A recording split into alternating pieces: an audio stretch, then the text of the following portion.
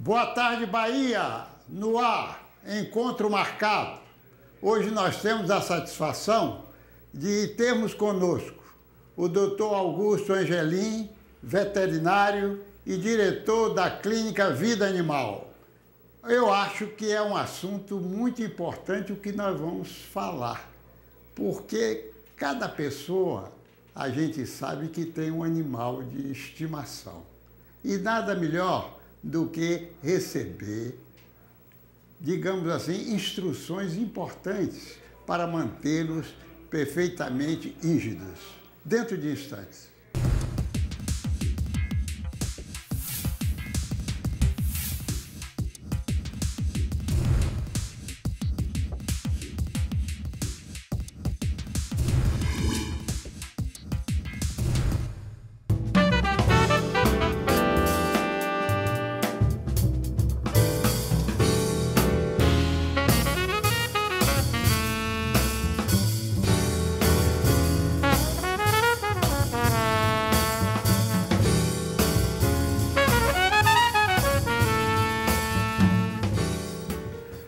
Doutor Augusto, já expressei a nossa satisfação e agora nós queríamos explorar um pouco da sua vivência profissional.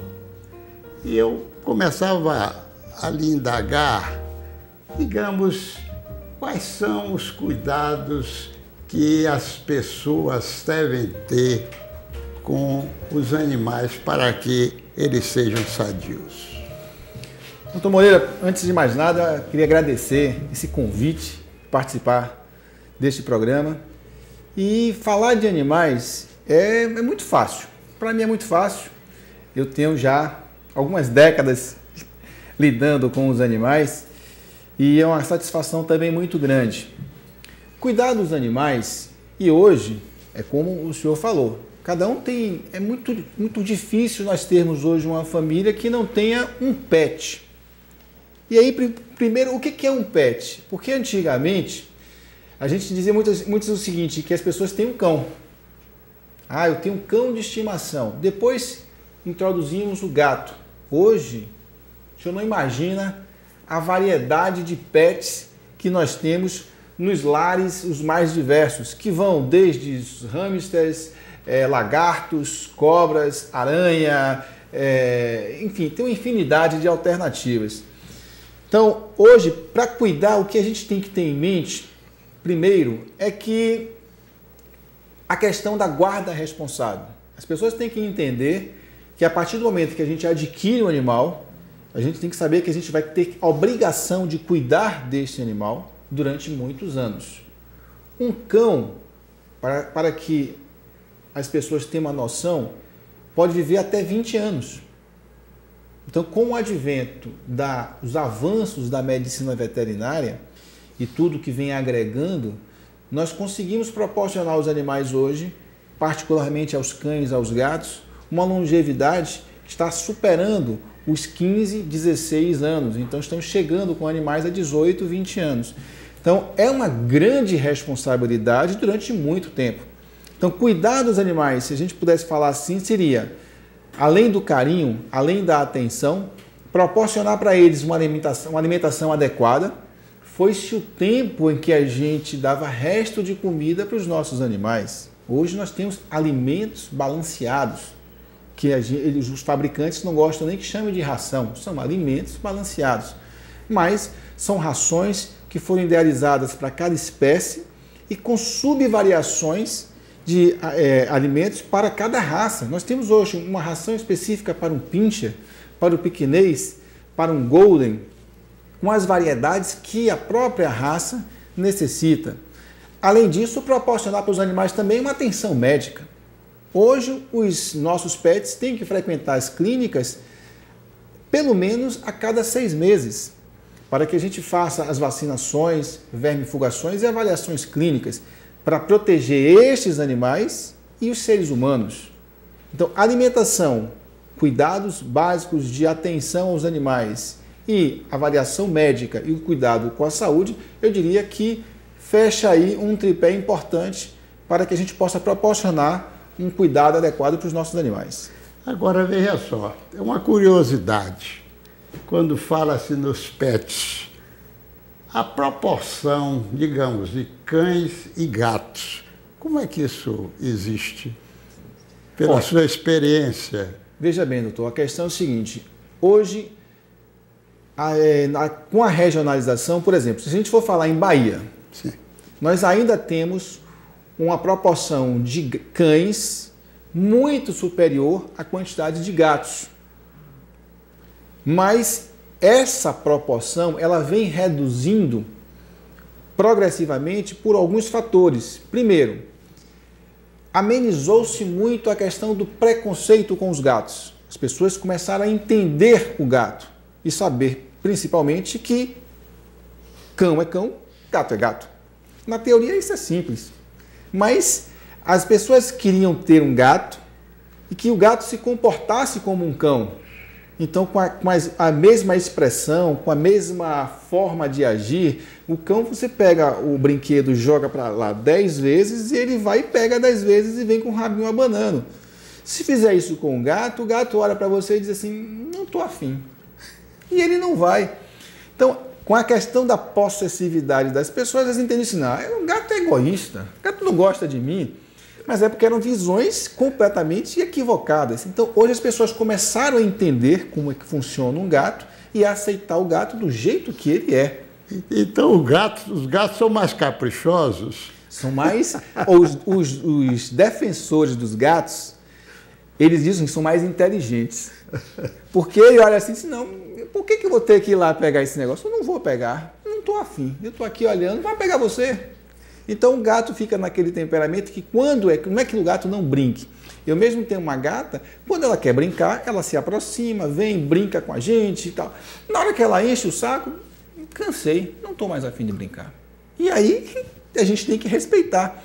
Então esse respeito à individualidade do animal, quem não consegue conceber esse respeito, esse entendimento, não dá para criar um gato. Agora, meu doutor, eu quero pegar só um gancho aqui que eu me lembrei. Quando eu fiz uma viagem ultimamente na Argentina, então pude perceber, digamos, através da janela do ônibus, uma pessoa com uns 15 ou 20 cachorros, eram cachorros, e me indaguei e depois achei que alguma coisa poderia acontecer no sentido que fosse pessoas, digamos assim, que cuidasse desses animais quando as pessoas estão trabalhando. E porque estava passeando no parque. Eu nunca vi aqui, por exemplo, na Bahia, essa profissão, vamos dizer assim, que cuida exatamente desses animais enquanto as pessoas estão lá nos seus trabalhos. Aqui existe isso ou é somente nos países outros que acontece? Então, Moreira, se foi preciso, eu tive essa mesma impressão quando eu tive, inclusive, na Argentina, lá em Buenos Aires. E esses são os dog walkers, são os passeadores de cães. É uma profissão que existem coisas que tem que ter um estudioso até para explicar, que não é o meu caso, eu sou baiano, eu sou soteropolitano, mas tem coisas que não acontecem na Bahia. Sabe aquelas coisas que não dá certo? Dá certo em tudo quanto é lugar, mas por algum motivo, por alguma equação aí, que eu não sei explicar, não dá certo. A demanda existe, porque a maioria das pessoas tem seus animais e hoje nós veterinários, nós vemos orientando os donos desses animais a necessidade de passear com seus animais. Hoje nós temos problemas com obesidade, hoje nós temos problemas psicológicos com os animais, tem alguns animais que têm síndrome da separação, ansiedade, ficam latindo, porque imagina, os animais têm uma compleição, que algumas raças foram concebidas para caça, para ter uma atividade como o Beagle. O Beagle é um animal que ele parece um capacitor de energia. Então ele tem muita energia. A gente pega o Beagle, que é bonitinho, e bota dentro de casa 24 horas por dia. O cachorro começa a engordar e começa a ficar entediado. Nós precisamos, hoje está provado, de passear com os nossos animais pelo menos 2 horas por dia. Quem tem tempo de fazer isso? Se nós temos, às vezes nem temos 2 horas de almoço, como é que a gente vai disponibilizar isso? Aí que entra o dog walker. Mas aqui em Salvador, já teve uma pessoa, alguns anos atrás, que tentou implantar, mas não deu certo. Até o momento eu não conheço ninguém com desenvoltura fazendo, como eu vi também na Argentina, que eles saem com uma guia única, com 10 animais. E por incrível que pareça, os animais são super comportados, porque um não cruza para o lado do outro, então ele sai levando ali, parecendo um trenó. É verdade, é uma coisa que me chamou muita atenção, esse fato. Agora eu queria apenas lhe fazer uma pergunta, que do ponto de vista médico, já se tem observado que aquelas pessoas que têm uma vida mais solitária, é recomendado ter, digamos, um animal ao seu lado que ocupa aquele espaço que estava vago, ele traz, digamos, uma vida tranquila e, digamos, produtiva naquele sentido. É um trabalho que tem, é um carinho que dedica. Isso é observado. Com certeza, doutor. Hoje em dia eu posso dizer o seguinte, eu conheço alguns médicos que prescrevem o animal de estimação. Já está no receituário deles. Por exemplo, as pessoas hoje têm uma necessidade, assim como os animais, de se exercitar. Essa é uma necessidade importante. E algumas pessoas têm preguiça. Então, os médicos, eu conheço 2 cardiologistas, eles entenderam o seguinte, com o animal serve de estímulo para a pessoa. Então a pessoa, estou com preguiça, vou ficar assistindo TV, vou assistir um programa. Ele pega o animal porque o animal cria essa demanda e ele vai passear, vai dar uma volta na praça. E outra coisa, o animal ele serve também como uma interface importante, ele chega na praça e conhece uma outra pessoa que tem outro cão, aí começam a conversar, brinca um com o outro. Enfim, toda essa distração somado também com o condicionamento físico trazem resultados importantíssimos para a saúde das pessoas, além do que tem também a questão da estima. As pessoas chegam em casa e tem com quem conversar, porque as pessoas podem até estar estranhando, mas eu converso com a minha cadela. Então as pessoas chegam, conversam, só o fato de chegar em casa, acariciar um animal, isso desestressa qualquer um.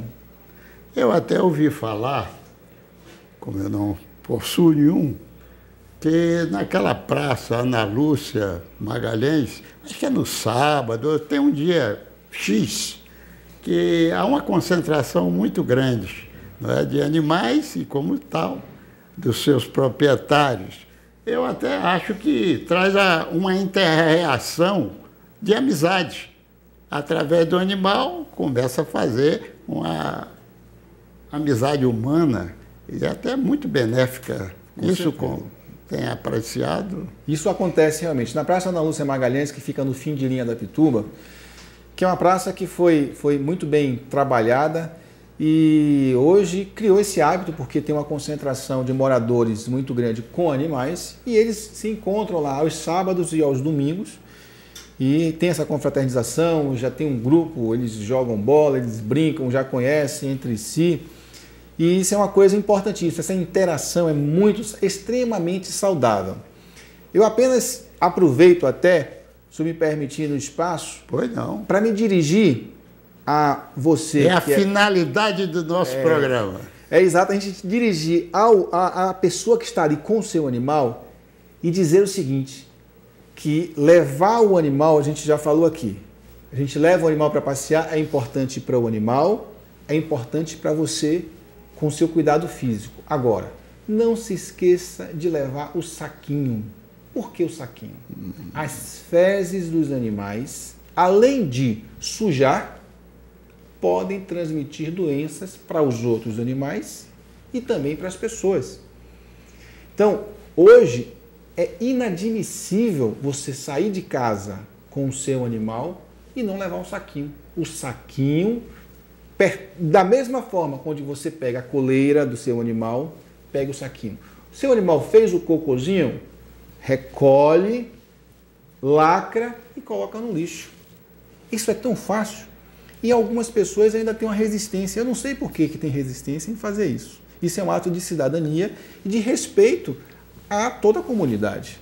Aliás, essa sua recomendação, ela foi muito pertinente, porque ainda existe uma cultura que, nessa cultura depreciada, que não tem esse cuidado. Eu, por exemplo, que costumo andar no Campo Grande bem cedo, e a gente percebe que algumas pessoas agora já estão tendo esse cuidado. Porque no início eram muito poucas pessoas faziam isso. Agora parece que já está existindo, né, esse cuidado, por tudo isso que foi dito, não é verdade? E também porque a gente que anda, daqui a pouco está tropeçando com as fezes dos animais, exatamente, o que é desagradável, não é verdade? Mas eu gostei muito dessa sua lembrança, desse cuidado que é muito importante. Agora eu queria lhe perguntar o seguinte, sobre essa questão de reprodução, como é que funciona essa questão dos cios, digamos, dos animais, de gatos e cachorros? Veja bem, a questão do cio, vamos dividir as duas espécies. Isso. Certo? O cio do gato é uma coisa muito louca. Porque a gata, ela ovula sobre estímulo. Então a gata vai ovular, ela encontrou o macho. Se o macho for rígido, se o macho for maduro o suficiente, com certeza ela vai acasalar e com certeza ela vai ovular, porque a ovulação dela depende. Todo mundo já ouviu falar que a gata é histérica, ela grita, faz parte. Está tudo programado. Quem programou dessa forma foi quem criou. Então, quem acredita que Deus que criou, então foi Deus que fez dessa forma. Então, não existe maus tratos. Ele tem que morder ela, e no ato que ele morde e que ela tem a dor, na própria penetração do pênis, no pênis do gato tem umas farpinhas, vamos dizer assim, e que na hora que volta, ele volta arranhando o trato genital dela, estimula a ovulação, ele já ejaculou, então tem a fecundação. Então isso pode acontecer a cada 2 meses. Então a gata reproduz muito, porque a gestação são de 60 dias, ela terminou de parir, ela já está cruzando, já está parindo de novo, então não para nunca. No caso das cadelas, o cio acontece a cada 6 meses e existe um período X da ovulação. A cadela ela entra em processo de reprodução, que é o cio propriamente dito, mas naquele período, que pode variar um pouquinho de cadela para cadela, mas pode variar de 8 a 13 dias, no meio tem a ovulação. Então, a depender se ela acasalou com um animal apenas, ela vai ter filho com um. Se ela acasalou com vários animais, ela pode até ter filho com vários. Agora, hoje, a preocupação com a reprodução é muito grande. Hoje está provado, doutor, o seguinte: o controle da população de cães e gatos de um município é de extrema importância para o cuidado com os animais, para a saúde desses animais e para a saúde da população. O que nós vemos hoje é uma cidade como Salvador, que tem uma previsão, uma estimativa do Centro de Controle de Zoonoses de 100 mil cães errantes. Existe uma matemática grosseira, uma progressão geométrica para que as pessoas possam entender. Diz o seguinte, que um casal de cães, um cão e uma cadela, elas entrando no cio e reproduzindo, eles vão gerar em 7 anos em torno de 21 mil herdeiros.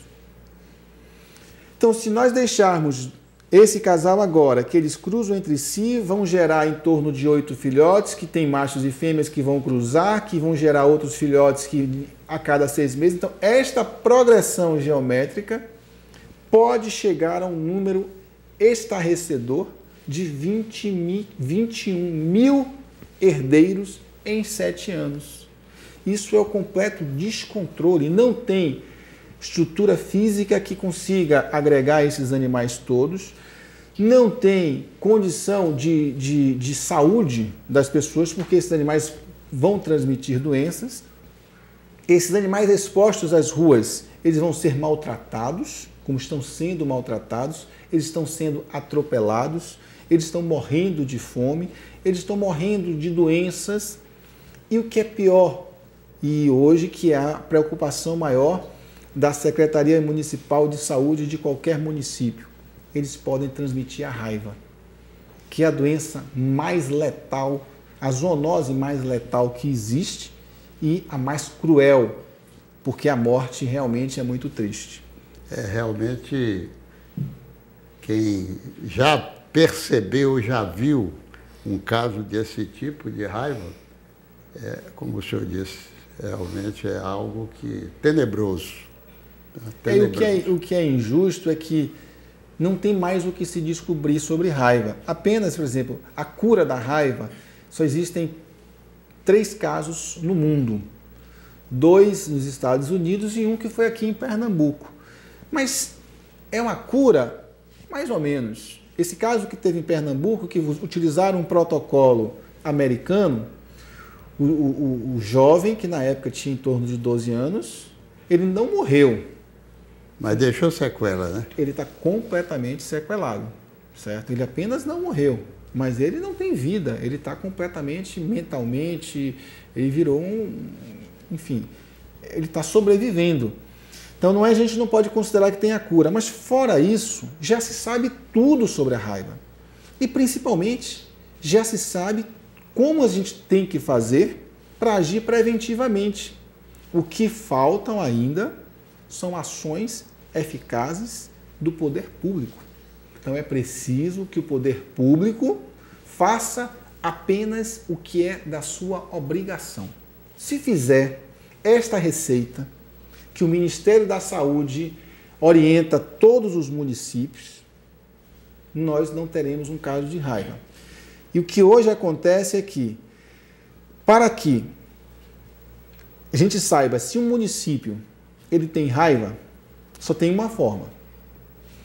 É feita uma coleta de 0,2% da população de cães deste município. Esses animais têm que ser sacrificados, porque o exame para diagnóstico de raiva só pode fazer pós-mortem.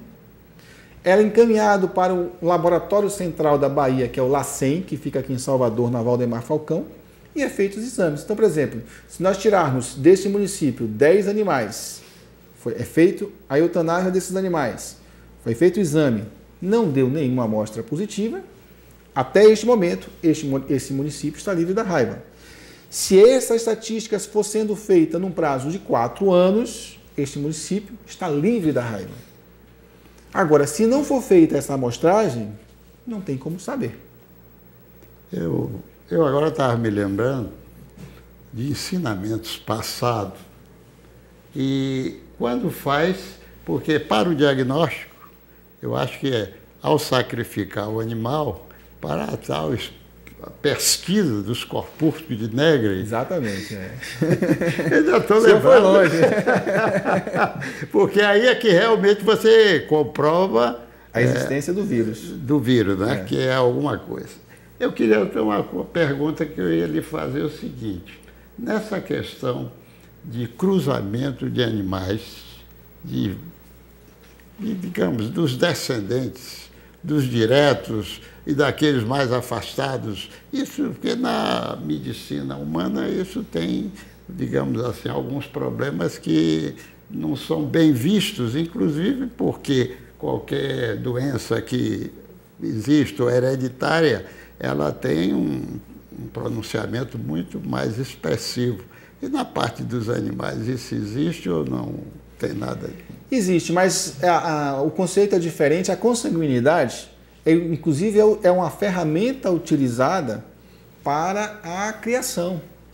Então, tanto não só na parte dos pequenos animais, que na medicina a gente classifica como pequenos animais, sendo, por exemplo, cães e gatos, animais de médio porte, que seriam os caprinos, os ovinos, os animais de grande porte, que seriam os bovinos, os equinos. Então, principalmente nos bovinos, a consanguinidade ela é importante para que a gente possa apurar o rebanho, porque o que tiver de defeito neste rebanho, ele vai acentuar ali e consegue haver um descarte, haver uma seleção melhor. No caso do cão e do gato, nós não utilizamos esse artifício porque não é conveniente para a gente. As raças, os animais, as pessoas criadouros, e aí a gente tem que separar quem é o criador. O criador é aquela pessoa que se dedica à criação daquela raça ou até mais de uma raça. Mas nós, como eu, que gosto de ter animal, eu não sou criador. Então, nesse caso, o que é que eu oriento? As pessoas que têm um animal, que gostam daquele animal, que gostam daquele indivíduo, não precisa reproduzir. Castra o animal. O que é castrar? No caso da fêmea, fazer uma cirurgia que se chama ovário-esterectomia, que é retirada dos 2 ovários, do corno uterino e do corpo uterino. Pronto. O animal não vai entrar mais em cio, o animal não vai ter infecção de útero, que se chama piometra, o animal não vai ter tumor de ovários. Então, e a longevidade, e uma outra coisa importante que a estatística já conseguiu constatar. As fêmeas castradas antes do primeiro cio, ou seja, até os 7 meses, elas não desenvolvem tumor de mama, que é a patologia mais recorrente hoje na clínica de pequenos animais. Agora me diga uma coisa, quando você faz, digamos assim, a oforectomia, e você tem necessidade depois de entrar com alguma medicação de reposição hormonal ou não? Não precisa. Isso é uma preocupação de muitas pessoas. Eu queria fazer porque, no caso humano, se bem que hoje, até onde eu soube também, o humano também há controvérsias quanto à questão de reposição. Tem algumas linhas que aprovam a reposição e tem outras que não aprovam a reposição. No caso específico nosso, não existe reposição e não existe nenhuma alteração aparente, a não ser, a única ressalva, é que as cadelas tendem a engordar, as cadelas e as gatas, engordar um pouco mais. Ficam mais ociosas e até pela questão hormonal. Então a orientação que a gente faz é que o animal, a gente controle um pouquinho a dieta. Não pode deixar comer à vontade. Então controlar um pouquinho a dieta e exagerar um pouquinho mais no exercício. Agora me diga outra coisa. E essa questão da procriação, qual é a data, mais ou menos, que isso deixa de existir? Como se fosse no caso da menopausa. Exatamente. Isso é também uma outra questão, que a gente não tem a menopausa nem dos cães nem das gatas. O animal pode até, na senilidade, ele vir a interromper o processo por outros motivos. O útero pode até definhar de alguma forma, mas nós não temos um período certo de menopausa entre cães e gatos. Agora, outra coisa, existem algumas cadelas que rejeitam, às vezes, os filhos. Isso é um processo comum ou é algo que já foi descoberto por que isso ocorre, a etiologia disso? Não, na realidade o que acontece é o seguinte, algumas cadelas têm, que eu acho que eu soube até que existe também um pouco também, existe uma relevância também na medicina humana, que é o estresse pós-parto. Então, a cadela, algumas, não são todas, elas entram num estresse durante o período do parto e, por algum motivo, elas mordem até os filhotes. E eu já tive casos das pessoas se revoltarem, mas não é que o animal seja mau caráter, tenha algum desvio de comportamento. Aquilo é uma questão de um episódio daquele momento, por um estresse causado por uma questão de um parto que, por algum motivo, ela não estava preparada para aquilo. Mas agora, é muito raro, mas pode acontecer. Né? Agora, me diga uma coisa, qual é a sua recomendação de prevenção de doença, de vacinação que obrigatória, que deve ser realizada. Assim, é uma orientação muito boa para que as pessoas que sempre têm seu animal possam, digamos, preservá-lo muito bem. Isso é muito importante. Veja bem, quando a gente adquire um animal, mais ou menos, qual é o período que a gente recomenda? 45 dias. Então, um animal com 45 dias de nascido, ele tem que tomar a primeira dose da vacina que a gente chama conjugada. O que é uma vacina conjugada? Antigamente se falava assim, a vacina tríplice, porque eram 3 vírus. Depois ela passou a ser vacina quádrupla, incorporou-se mais um vírus. Hoje são tantos vírus que a gente, para facilitar, chama vacina conjugada. Tanto faz se ela for sextupla, óctupla, déctupla, que já tem também, a vacina conjugada. Aos 45 dias. A partir daí, é feita a sequência vacinal de 21 em 21 dias. Então faz com 45, depois com 21 dias a segunda dose, com mais 21 dias a terceira dose. Na terceira dose, coincide o período da vacinação da raiva, que é de extrema importância. Então faz a vacinação da raiva, depois repete-se mais uma dose com 21 dias da raiva. A partir do momento em que o animal atingiu todo esse plano vacinal, é importante que tenha a carteira de vacinação em mãos e que fique atento à data da revacinação. Esta revacinação deve ser feita anualmente, sabendo que hoje nós fazemos uma vacina que está na conjugada, que é para leptospirose. E especificamente só a vacina para leptospirose, ela tem que ser repetida semestralmente. Então, a gente faz um período, nós fazemos a vacina conjugada e a vacina raiva. Com 6 meses, a gente faz a vacina para leptospirose e depois, com mais 6 meses, repete a conjugada e a raiva. Este é o esquema de vacinação adotado lá na clínica Vida Animal. Existem outros, mas esse é o que a gente preconiza. Fora isso, é de extrema importância para que as pessoas fiquem atentas também à questão da vermifugação. Os animais estão no chão, ainda mais quando a gente passeia. Ele vai, cheira aqui, cheira ali, ele pega uma coisa, ele morde. Estão se expondo muito a uma reinfestação de parasitas intestinais. Então, a vermifugação deve ser feita sob a orientação do médico veterinário, mas normalmente nós fazemos a cada 6 meses. Então, juntando um animal sem parasitas internos e sem vírus nenhum acometendo ele, diríamos que o animal está bem preparado. Para que ele fique 100%, nós temos que ter mais uma preocupação: os parasitas externos, que são as pulgas e os carrapatos. Tocou num ponto que eu iria lhe perguntar, que até me perguntaram qual era, sabendo que eu iria entrevistar um veterinário, qual era a conduta nessa questão dos carrapatos dos animais. Como se pudesse dar uma sugestão até medicamentosa, vamos dizer assim. Hoje em dia, isso já foi um grande problema para a gente. Interessante que nós aqui no Nordeste, particularmente, eu posso falar aqui pela Bahia, nós temos um problema muito sério, uma infestação muito maior de carrapatos do que de pulgas. Já no Sul, a infestação de pulgas ela é mais marcante. E o que a gente tinha? Qual é o nosso problema? Produto para eliminar aquele indivíduo, aquele parasita que enche o saco e que também transmite doenças importantes, como é o caso da babesiose e da erliquiose, que pode levar o animal à morte. A gente depois pode detalhar um pouquinho mais sobre essas duas doenças. Mas eliminar ele especificamente não é tão difícil. Existem produtos aí que dão um banho no cachorro, tal, no gato e acaba. O problema é que esse produto que a gente utiliza, ele tem uma meia-vida ou ele tem uma duração de atuação de 1 hora, 2 horas.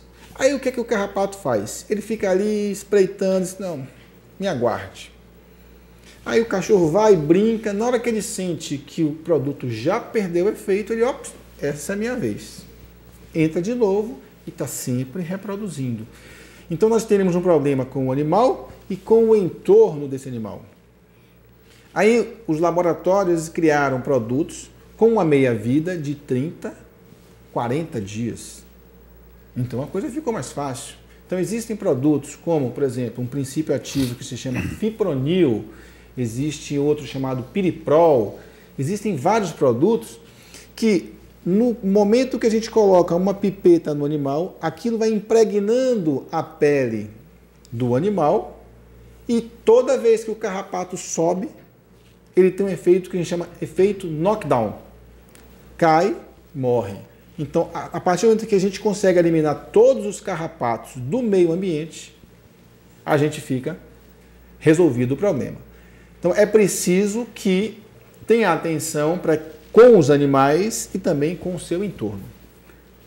Agora, uma pergunta que, aliás, é uma curiosidade, mas que praticamente é assim até a resposta. Quando falou em leptospirose, e para os cães, então, seria um problema muito sério, porque eles andam desprotegidos, não é verdade?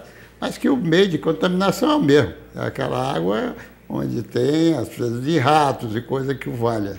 Então, eu acho que essa vacinação contra a leptospirose, ela é muito importante, não é verdade? É muito importante. Porque a gente tem que ter atenção pelo seguinte, os cães, eles podem ser acometidos pela leptospirose.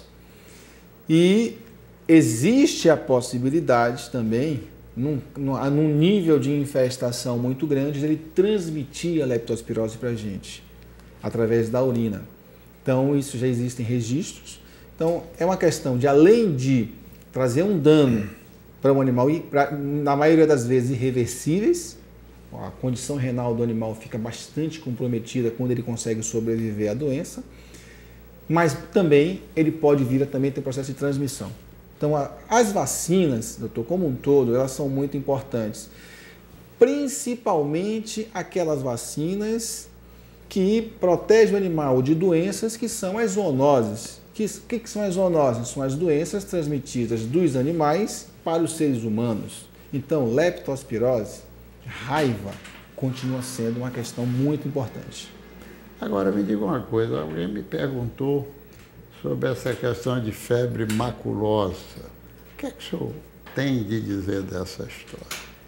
No caso da febre maculosa, é mais difícil de acontecer, porque é preciso que tenha um carrapato que não é o nosso carrapato aqui. É um carrapato, vamos dizer assim, de uma área, uma floresta. É um carrapato que não vive nas áreas urbanas, que podem, no caso de picar os seres humanos, transmitirem também a questão da febre maculosa.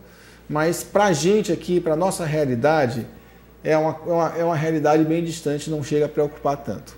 É porque realmente também seria uma preocupação que houvesse para o humano nesse contexto. E aqui a gente realmente não percebe muito isso, porque não existe essa... Não tem registro, nós não temos registro. É muito difícil. O nosso carrapato aqui, ele conseguiu um poder de adaptação muito grande e eles transmitem uma doença que hoje é muito comum as pessoas chegarem na clínica e dizer: meu cachorro está com a doença do carrapato. Então ficou intitulada a doença do carrapato. O que é a doença do carrapato? Na realidade, o carrapato, ele tem, alguns carrapatos podem ter dentro deles um protozoário que no momento que ele vai se alimentando, esse protozoário sai do seu sistema e entra no animal, vamos dizer assim, que ele está se alimentando, na maioria das vezes, dos cães.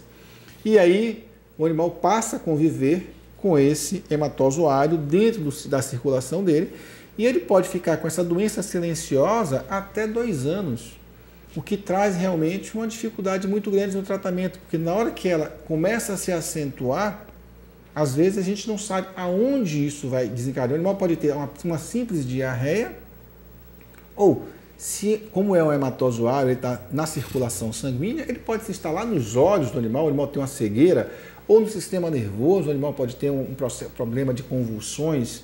Então, a doença do carrapato, que é a babésia e a ehrlichiose, são realmente bastante preocupantes. O que tem de melhor para prevenir? Evitar a picada do carrapato.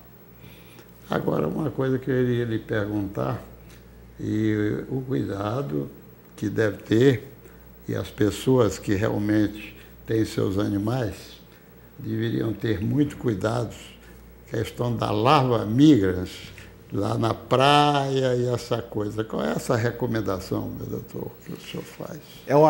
É aquela recomendação que eu fiz no início do programa. Nós temos que coletar as fezes dos nossos cães. O que é a larva migras? É a larva de um verme que habita o intestino de alguns animais, que é o Ancilóstomo canino. Então, é uma coisa tão simples de acontecer e que traz um dano tão grande. Pensem vocês, está passeando na praia com seu filho, com seu neto, ele chega, se senta na areia, porque qual é a criança que vai numa praia, que vai numa praça, inclusive, nós temos praças, que ali, por exemplo, na praça do Aquários, que eu moro ali próximo, tem uma área que é um cercado só para as crianças, que tem areia, que tem os brinquedos. Aí o que acontece? As pessoas estão deixando os seus animais entrarem, os seus animais estão defecando ali, e já tiveram algumas ocorrências de crianças com larva migras na perna, nas nádegas. Então isso é um dano e é um trauma, porque ela entra na pele, por isso que chama larva geográfica, e aquilo causa ardor, uma coceira insuportável e dor. Sofrendo, colocando as crianças, os adultos, os idosos para sofrer por conta de quê? De uma falta de educação das pessoas, de algumas pessoas que têm seus cães. É realmente que é aqueles túneis, né, que fazem e traz uma situação muito desagradável, não é verdade? Só uma vez eu fiquei sabendo, eu participei de um congresso e eu vi uma apresentação de uma colega aqui de Salvador. Ela fez um trabalho de avaliação da areia da praia da Orla de Salvador. Sabe quantas praias estavam contaminadas? Todas. Todas as praias de Salvador encontraram índice de larva migras, de coliformes, de parasitas altíssimos, impróprios, para que a gente pudesse pisar na areia. Então isso é bastante preocupante. Uma coisa tão fácil de evitar. Exatamente. Mas, meu doutor, eu queria lhe perguntar se nesse nosso roteiro, desse bate-papo, que eu achei muito produtivo, instrutivo, que é, aliás, um ponto alto que nós queremos fazer no nosso programa, será que se deixou passar alguma coisa assim muito importante que merecesse um destaque nesse final para que o senhor pudesse transmitir aos nossos telespectadores? É com todo prazer. Veja bem, para mim, eu tenho um trabalho hoje na clínica. A Vida Animal é a única clínica, apesar de nós termos aqui, acredito que mais de 100 clínicas em Salvador, mas é a única clínica que tem um trabalho de controle da população de cães e gatos. Então, nós desenvolvemos um trabalho desde 2007 e hoje nós já castramos em torno de 5.500 animais. É um trabalho difícil. Acabei de chegar da clínica, onde nós fizemos a série de castrações do dia. Todos os dias nós fazemos castrações. Temos que atingir uma meta de em torno de 250 castrações mês. Isso nós vimos fazendo desde 2007. É um programa importante porque a castração é gratuita. Ela é promovida pela Secretaria Municipal de Saúde de Salvador, nesse trabalho de parceria, e é de extrema importância. Então, a Organização Mundial de Saúde, ela já preconizou o seguinte: a carrocinha, a morte dos animais, não consegue controlar a população. Isso já está previsto, isso já foi estudado, além de ser extremamente cruel. A forma preconizada pela Organização Mundial de Saúde é essa: controle da população de cães e gatos. Como é que a gente pode controlar? Castrando os animais, fazendo a ovário-esterectomia das fêmeas e a orquiectomia dos machos. Então, é uma cirurgia simples, onde nós temos que dar atenção para aquele indivíduo, evitando esse descontrole, como eu falei durante o programa, de termos hoje um número de 100 mil, uma expectativa de 100 mil animais errantes em Salvador. Então, o que eu queria pontuar é, se você quer ter um animal, eu acho excelente. Pense que vai ser um investimento de longo prazo. Mas a atenção é para este animal. Evite a reprodução, porque você dificilmente vai encontrar a cada 6 meses, no caso de uma cadela, 8, 10 pessoas para cuidar desses filhotes, como você tem condição de cuidar do seu. E aí o que vai acontecer? Esses animais vão parar na rua e vão ampliar essas estatísticas. Eu achei muito produtivo essa observação. Eu quero lhe agradecer, né, por, digamos, esse nosso bate-papo, porque acho que ele foi muito elucidativo e, de pronto, eu fico muito agradecido por essa oportunidade. Primeiro, de tê-lo aqui no nosso estúdio e, segundo, pelos benefícios, digamos assim, dos ensinamentos que realmente eu acho que foram produzidos aqui para os nossos telespectadores. Eu quero lhe agradecer pela sua presença. Tá bom, meu doutor? Um abraço, foi uma satisfação. É um prazer estar aqui, mais uma vez, aguardando novos convites. Tá bom, acontecerá.